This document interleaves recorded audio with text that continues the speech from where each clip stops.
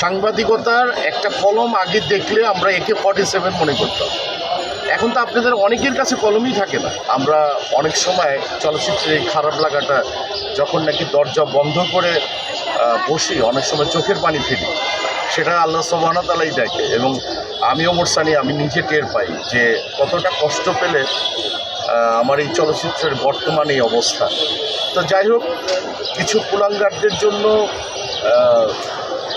এই অবস্থা, এবং আমার মনে হয় এটার থেকে আপনাদের যে ভূমিকা, আপনাদের ভূমিকাও অনেক সময় নীরব থাকেন। আমাদেরকে নিয়ে যখন নাকি অনেক চল করে, নেগেটিভিজম করে, এই জায়গাটার থেকে আমাদের একটা ক্লাস মেনটেন করতে হয়।